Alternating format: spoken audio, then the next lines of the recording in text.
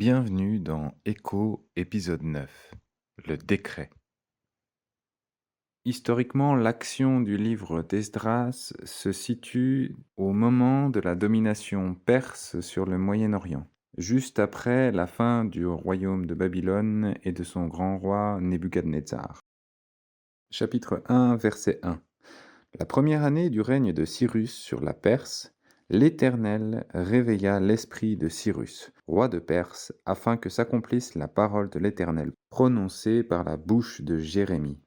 On trouve cette parole dans Jérémie 25, 11-12, où il est écrit « Tout ce pays deviendra une ruine, un endroit dévasté, et ces nations seront esclaves du roi de Babylone pendant 70 ans. » C'est l'exil à Babylone. Et au verset 12, « Cependant, lorsque ces 70 ans seront passés, j'interviendrai contre le roi de Babylone et contre son peuple à cause de leurs fautes, déclare l'Éternel. J'interviendrai contre le pays des Babyloniens et j'en ferai un désert pour toujours. » On voit finalement que la fin de Babylone était bien prophétisée par Jérémie longtemps auparavant. Continuons Esdras au chapitre 1, verset 1. Et il fit faire de vive voix, et même par écrit, la proclamation que voici dans tout son royaume.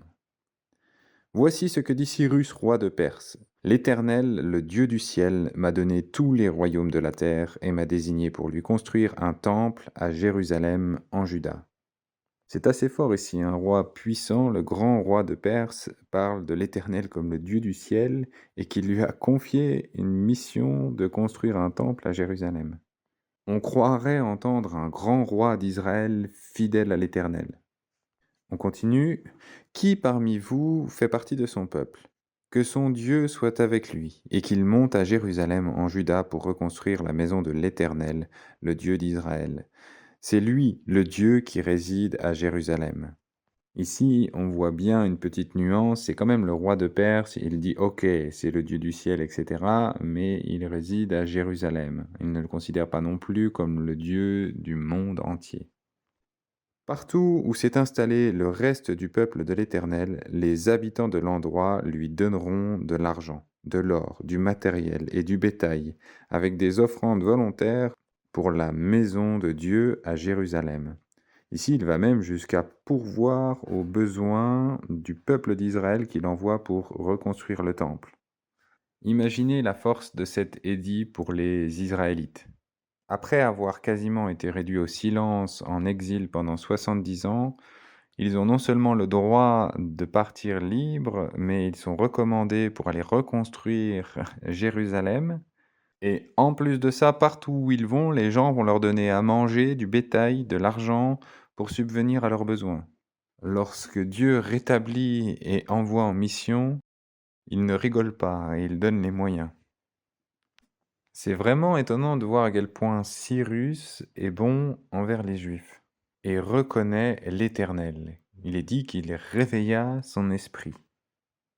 En y réfléchissant un peu, ce n'est pas si étonnant que ça, puisqu'il est très certainement au courant de la fin de ses prédécesseurs dont parle le livre de Daniel, ainsi que par le ministère de Daniel. Rappelons que pour briser l'orgueil de Nebuchadnezzar, l'Éternel est intervenu pour lui faire perdre la raison et l'attaquer dans sa chair, avant de le rétablir et qu'il reconnaisse Dieu comme étant Dieu et qu'il finisse par le louer. Et Cyrus le Perse est en fait le nom de Darius, qui a été le témoin de l'épisode de la fosse au lion avec Daniel.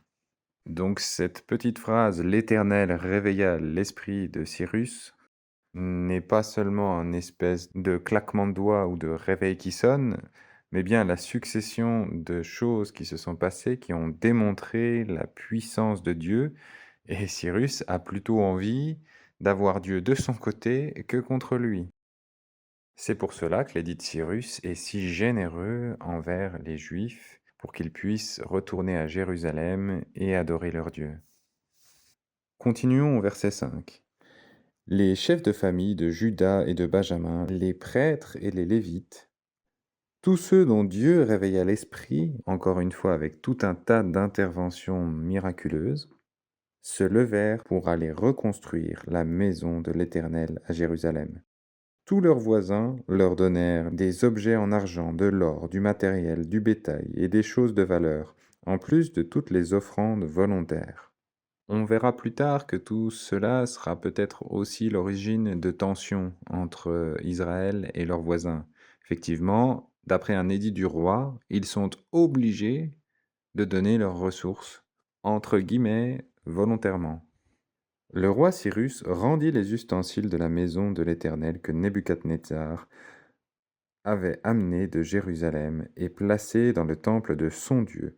Cyrus, roi de Perse, les rendit par l'intermédiaire de Mithrédate le trésorier, qui en fit compte pour Sheshbazzar, le prince de Juda. Le livre d'Esdras donne des bonnes précisions quant à la géopolitique de cette époque. Le peuple d'Israël a le droit de venir reconstruire Jérusalem, mais en revanche, Juda est sous l'égide d'un prince de Perse qui est nommé Sheshbazzar. Voici la liste de tout ce qui est rendu. 30 bassins en or, 1000 bassins en argent, 29 couteaux, 30 coupes en or, 410 coupes en argent de valeur secondaire et 1000 autres ustensiles. Le nombre total d'objets en or et en argent était de 5400. Tout cela, Sheshbazzar le ramena de Babylone à Jérusalem avec ceux qui revenaient d'exil. On voit qu'il est important pour Cyrus de restituer ce qui a été volé, pillé par Nebuchadnezzar pour la reconstruction de Jérusalem. Et il charge son prince, le prince de Juda, lui-même, de s'occuper de la restitution des objets.